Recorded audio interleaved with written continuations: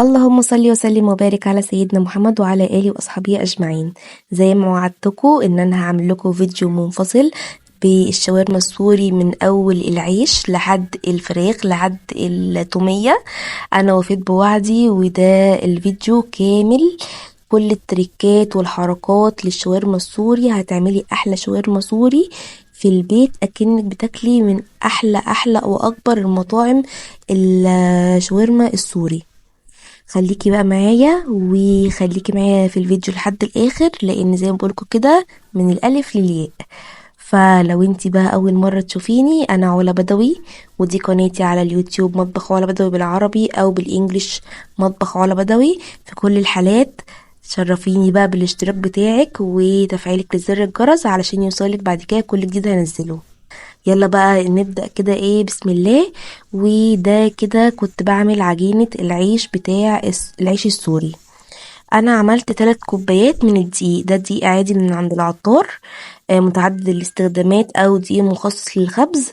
وحطيت على ال3 كوبايات رشة من الملح. طبعا كنت نخلت الدقيق لان الدقيق من عند العطار بيبقى ممكن يكون عليه حاجة او كده، فبنخله زيت زيتون.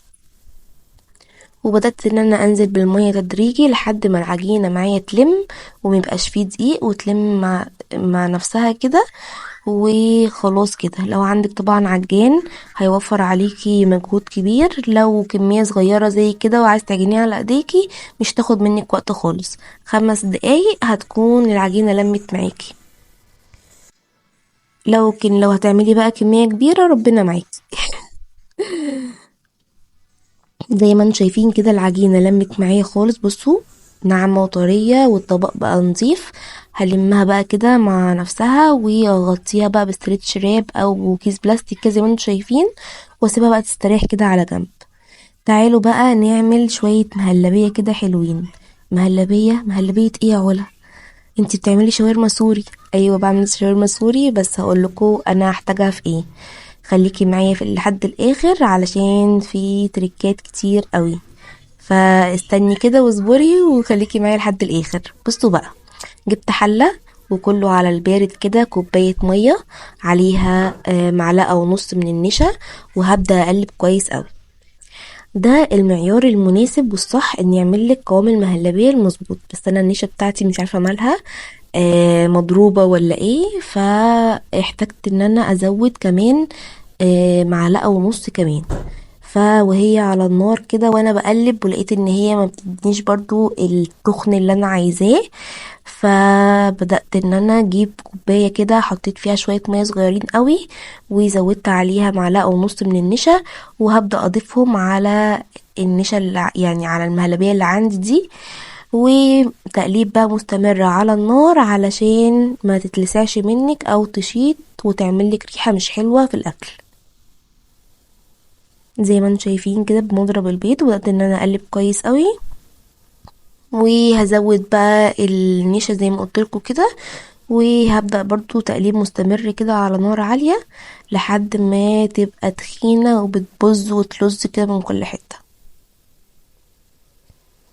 زي ما انتم شايفين كده اهو، بصوا تخنت خالص اهي معايا كده. خلاص انا كده وصلت للقوام المناسب. هديها بس تقلبتين كده على النار زي التأكيد، واطفي النار بقى بتاعتي واسيبها كده تستريح وتبرد.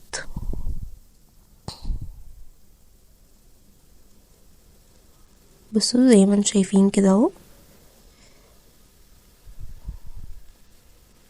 بقت بقى ايه تخينة معايا اهو. خلاص كده هطفي بقى النار واسيبها بقى تهدى كده وايه وتبرد على جنب. كان عندي بقى صدر فرخة، كنت عاملاه شرايح بانيه كده، طلعته من الفريزر.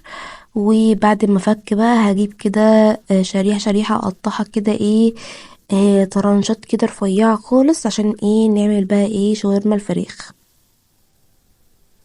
زي ما انتم شايفين كده اهو، بدأت ان انا اخد كده ايه شريحة من البانيه واقطعها بقى ايه طرنشات رفيعة كده عشان نعمل بقى احلى شاورما فراخ. قطعت بقى كله بنفس الطريقة كده. ولما تيجي بقى تقطعي الفراخ بتاعتك شوفي انتي بقى عايزة تقطعيها رفيعة تقطعيها تخينة، يعني القوام اللي انتي عايزاه. وفي بولة بقى او طبق كده غويط، وآتي بقى معلقة كده من الزبادي كبيرة، وعليها معلقة صغيرة من الثوم المهروس، وعليها معلقة صغيرة من صلصة الطماطم الجاهزة اللي هي المعلبة دي. انا بستخدم اللي هي هارفست دي، معجون طماطم، حطيت منها معلقة، وعليهم عصرة من الليمون، وبصوا يعني معلقة صغيرة من دبس الرمان، وده اختياري يعني ممكن تستغنوا عنه تماما. وظبطي بقى الملح بتاعك والفلفل الاسود بتاعك، وحطي بقى معلقة كبيرة من البابريكا، ومعلقة صغيرة من الكزبرة الناشفة، ومعلقة صغيرة من الكاري، ومعلقة صغيرة من البصل البودر. وقلبي بقى كل المكونات دي كده مع بعض، وشمي بقى الريحة، يعني ريحة التتبيلة لوحدها اصلا خطيرة. بصوا بقى انا قلبت التتبيله كويس قوي، لان كان عندي المعجون بتاع الطماطم مجمده، والثوم مجمد، فقلبت تقليبه كده كويسه عشان كان ايه الملح يدوب بقى مع المكونات كده، وكله يخشوا مع بعض. بعد بقى ما اديتها كده تقليبه كويسه مع بعض، ايه هبدا انزل بقى بالفراخ بتاعتي،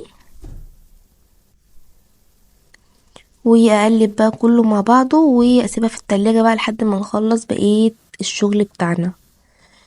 وبالمناسبة التتبيلة دي انتوا ممكن تعملوها قبلها بليلة، يعني كل ما تقعد في التلاجة كل ما تدوكوا طعم وتست احلى بكتير. خلاص كده تعالوا بقى للخلاط. هنا بقى بعد المهلبية بتاعتي ما بردت ومسكت كده في بعض، زي ما انتم شايفين كده، بصوا مسكت في بعض وجمدت خالص. هنزلها بقى في الخلاط، وهنزل عليها ببقية علبة الزبادي. انا كنت جايبة علبة زبادي صغيرة، وخدت منها معلقة لتتبيلة الشاورما، وهنزل ببقيتها على المهلبية.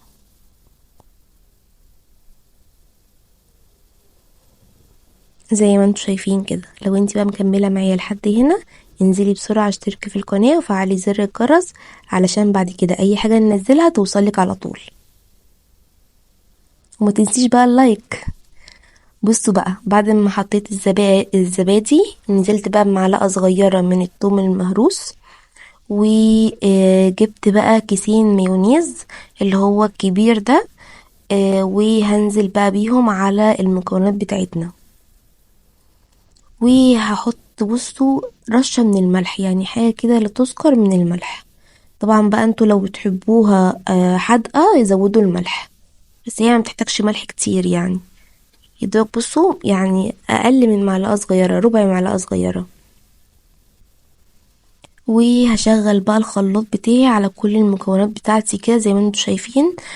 ولو عندك بقى هاند بلندر هيسهلك جدا الموضوع ده، بالهاند بلندر كده تفرمي بقى كله مع بعضه.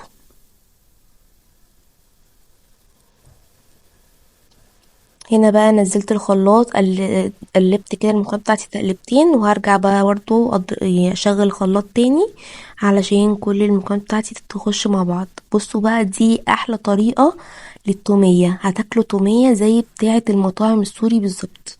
بصوا انا هوريكم دلوقتي القوام بتاعها عامل ازاي. القوام بتاعها اولا تقيل وكريمي، بصوا خطيرة. بصوا شكلها عامل ازاي، طعمها بقى كمان رهيب بجد، مش تقدروا تفرقوها عن اللي هي التومية بتاعت المطاعم اللي انتوا بتاكلوها في المطاعم جاهزة.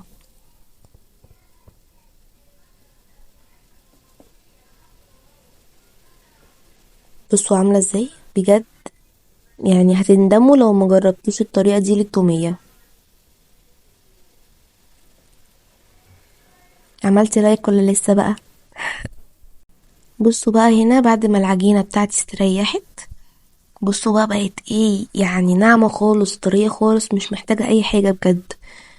هتطلعوها بقى كده وتعملوا بقى منها كور كده وسط على قد الرغيف. لو انتوا عايزين الرغيف بتاعكم يبقى صغير هتعملوا الكور صغيرة، لو عايزين الرغيف بتاعكم يبقى كبير تعملوا الكور كبيرة، لو عايزين الرغيف بتاعكم يبقى وسط تعملوا الكورة وسط. فالكور دي على حسب انتوا عايزين حجم الرغيف بتاعكم يبقى قد ايه. انا عملته على قد كف الايد كده او قد اليوسفندية كده. وهعمل 7 كرات من الثلاث كوبايات دقيق. بصوا بجد طريقة العيش السوري سهلة جدا ومفيش اسهل منها، يعني سهلة سهلة يعني. وليها كذا طريقة، الطريقة اللي انا هعملها لكم النهاردة، وفي طريقة تانية برضو هبقى اعملها لكم ان شاء الله. بصوا اهو كورتهم كلهم ل7 كرات. هبدأ بقى اشتغل في اول واحدة انا كورتها. بس هجيب بقى الدقيق بتاعي اللي هي الرول بتاعتي اللي انا بلف عليها ديت. وهبدأ بقى ان انا اخد 2 كده مع بعض عشان انا عايزاهم يبقوا كلهم نفس الحجم. فهجيب 2 وافردهم بنفس الطريقة، رشة من الدقيق تحتها ورشة من الدقيق فوقيها، وابدأ بقى ان انا افردهم زي ما انتم شايفين كده، مرة بالطول ومرة بالعرض، عشان عايزاهم هما الاتنين يبقوا نفس الحجم. بصوا هو هحط واحدة فوق واحدة واشوفهم مقاس بعض ولا لأ.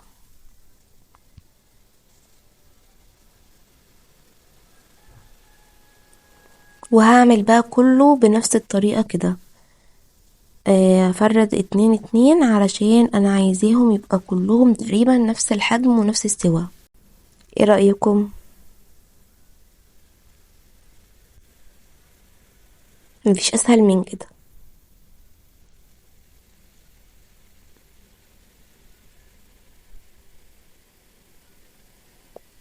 بصوا هنا خلاص كنت فردت كل الكمية اللي عندي. هجيب بقى شوية زيت كده في بولة وبفرشة المطبخ، وهبدأ بقى ان انا ادهنها كده زيت. يعني بصوا دي كده هاخد اول واحدة انا فردتها حلو، وبعدين هبدأ ان انا احط عليها ادهنها بالزيت كويس قوي، وبعدين هحط عليها رشة من الدقيق، وبعدين هبدأ اخد بقى واحدة تانية ادهنها برضو بالزيت، والناحية اللي انا دهنت عليها الزيت هي اللي هتتحط فوق التانية. فاهمين؟ هتشوفوا دلوقتي اهو دهنت التانية بالزيت، وهبدأ اخد بقى التانية دي مكان ما انا دهنت الزيت احطها فوق التانية، وهكذا بقى كل الطبقات. احط برضو شوية زيت اهو هدهنها بالزيت، وبعدين احط شوية دقيق، وبعدين احط التانية فوقيها كلهم بنفس الطريقة دي. بقى اخر واحدة اهي هحط برضو شوية زيت وعليهم رشة من الدقيق، وهرجع احط فوق التانية برضو اللي انا هحطها فوقيها، هحط برضو رشة زيت، وبعدين هحط اللي هي الناحية اللي فيها زيت هي اللي تبقى جوه على التانية اللي هي محطوطة. وبعدين بقى اخر واحدة دي احط عليها شوية كده دقيق، وبعدين بقى ابدأ ان انا ابططهم كده بالراحة خالص. وبقى بالفرادة بتاعتي دي هبدأ ان انا اضغط بقى كده على العجين بتاعي وافرده بالراحة. وبقى لو لقيته كده واحدة اصغر من التانية بالراحة بقى كده، وابدأوا سووهم كده بايديكم. هم اصلا الزيت اللي احنا حطيناه عمل عازل ما بين الطبقات، فهم اصلا مش هيلزقوا في بعض غير لو رفعوا قوي. فما تقلقوش كده، هتعرفوا ان انتوا لو في واحدة صغيرة او كده هتعرفوا ان انتوا تظبطوهم على بعض، وما تخافوش ما تقلقوش. بصوا بقى، عشان انا غلطت في حاجة في الموضوع ده. انا كورت الكور بتاعتي وسط، فكان مفروض اخري في فرد العجينة هو الفرد ده اللي انتوا شايفينه ده. انا بقى فردتها شوية زيادة، فده خلى العجينة بتاعتي الرغيف بتاعي قصدي بقى شفاف خالص، يعني بقى رقيق قوي. فانتوا بقى لو عايزين تاكلوا احلى عيش سوري اللي هي السندوتشات بقى، انا بتكلم على بعد كده لما يبقى سندوتش، احلى سندوتش سوري بقى رقيق كده، مش ما بتاكلوش عجين، انتوا بتاكلوا حاجة كده يعني خفيفة، والحشو هو اللي طاغي على العيش، أو يعني خلوه يبقى رقيق قوي. بتحبوا بقى ملمس العيش، بتحبوا طعم العيش، خلوه تخين، يعني متفردوش قوي.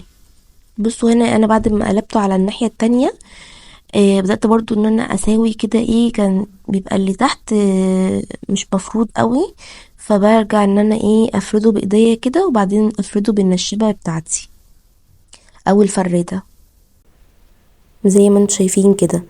انا بقى فردته قوي، فالطبقات العيش بتاعتي بقت رقيقة قوي. فانتوا لو مش عايزينه يبقى رقيق قوي ما تفردوش قوي، يعني وقفوا على النص. لو انتوا بقى عاملين الكور كبيرة فافردوا براحتكم يعني. زي ما انتوا شايفين كده فردت كل الكمية اهي. خلاص هجيب بقى الصاج بتاع الفرن بتاعي، وولعت بقى العين الكبيرة والعين اللي هي الصغيرة اللي ورا على نار هادية خالص. وبصوا رجعت فردت العجين تاني على الصاج، ودي كانت اكبر غلطة. المفروض ان انا يعني لا، ما كنتش افرده تاني، لان انا اصلا يعني الرغيف بتاعي مش حجمه مش كبير ان انا افرده قوي كده. فالحمد لله لما جربت، الواحد برضو مع التجارب بيتعلم. طلع طعمه وهو رقيق احلى بكتير قوي من لما يكون تخين. هتشوفوا النتيجة في الاخر بجد هتبهركم.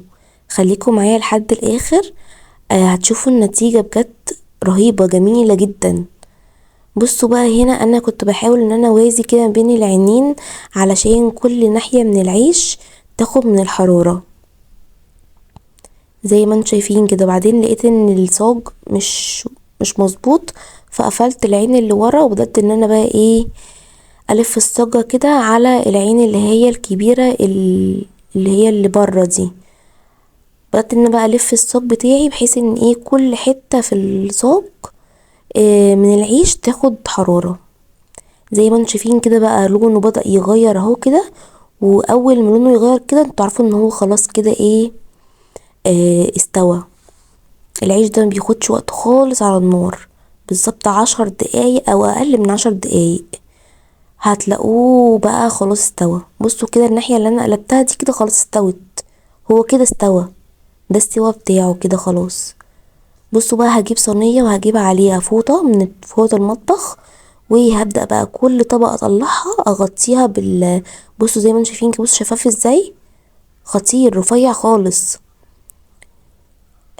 عايزه اقول لكم بقى ده بعد ما عملته سندوتشات، ما مش بتحسي بقى بطعم العيش ده الكتير ده، لا انتي بتاكلي حاجه كده خفيفه خالص. رهيب بجد، رهيب، طعمه حلو قوي، لازم تجربوه. بصوا بقى بيطلع معايا بمنتهى السهوله زي ما انتم شايفين كده.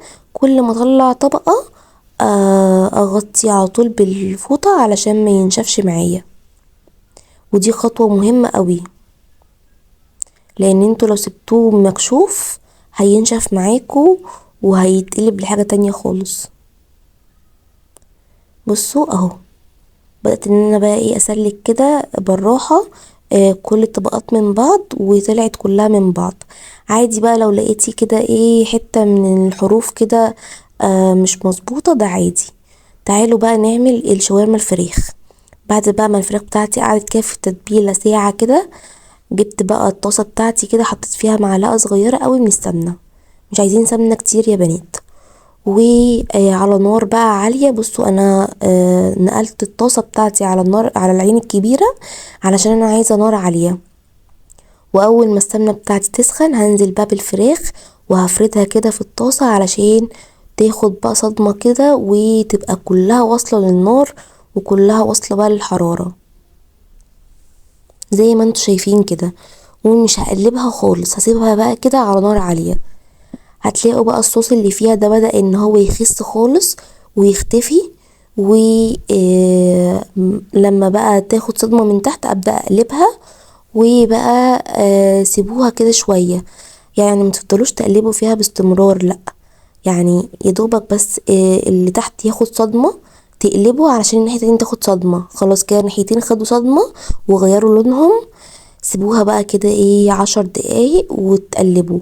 هو اصلا الموضوع كله مش هياخد منكم ربع ساعة، يعني على النار كده بالظبط، يعني 15 دقيقة الموضوع هيكون خالص. تفضلوا كده تقلبوا فيها حبة وتسيبوها، تقلبوا فيها حبة وتسيبوها.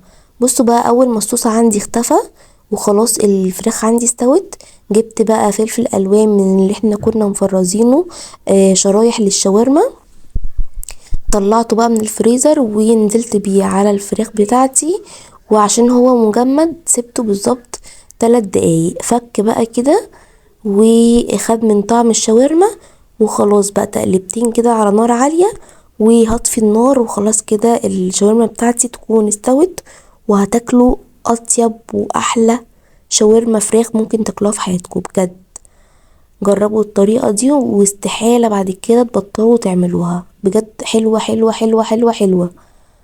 لو قلتلكم من هنا لبكرة الصبح حلوة، استحالة تعرفوا اللي انا بتكلم فيه غير لما تجربوها. فجربوا الطريقة دي واكتبولي في التعليقات النتيجة معاكم ايه، وانا واثقة ان هي ان شاء الله تنال رضاكم وتعجبكم قوي. بصوا بقى ده كان شكل الشاورما بتاعنا، بصوا بقى لونها خطير، سيبكوا بقى من اللون اللي هو الحروقه اللي في الطاسه ده دليل ان اصلا الاكله بتاعتنا جباره.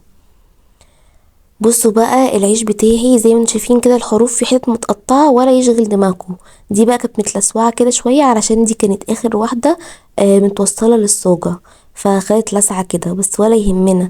نجيب بقى التوميه اللي احنا عملناها الرهيبه دي، ونجيب بقى الشاورما الفراخ بتاعتنا ونحطها كده على التومية، طبعا فردتها على العيش كله، والفراخ بتاعتنا بقى كده الشاورما هنعملها كده سطر، وبعدين نقلب بقى الجنبين اللي هما اللي في الجناب دول كده جوه، وبعدين بقى نلفها رول. بصوا بقى الحرف اللي هو البايظ ده هنقطعه كده بالسكينة ولا يهمنا، ولا اكن كان فيه حاجة. بصوا بقى احلى سندوتش شاورما سوري هتاكلوه في حياتكم، بجد اللي ناقصه بس شوية خيار مخلل ويغلب احلى واجدع مطعم شاورما سوري. بصوا بقى الطومية الملمس بتاعها رهيب، طعمها خطير، سمكها وقوامها زي بالظبط الطومية اللي احنا بناكلها في المطاعم برا. بصوا بقى عملت كل سندوتشات بنفس الطريقة دي، وبرضو اي زيادة كده بشيلها بالسكينة واستغنى عنها خالص. وهقول لكم بقى هنعمله ازاي في الاخر، خليكوا بس معايا وما تقفليش الفيديو، خليكي معايا لحد الاخر علشان تشوفي بقى النتيجة الجبارة. بصوا اهو برضو فردت تومية، وسندوتش كده كان صغير كده على قد حمودي حبيبي، ف ده كان صغير كده ليه. بصوا بقى اللي احلى بقى من الشاورما الفراخ البطاطس، يا لهوي على سندوتشات البطاطس دي، خطيرة خطيرة بجد، لازم تجربوها.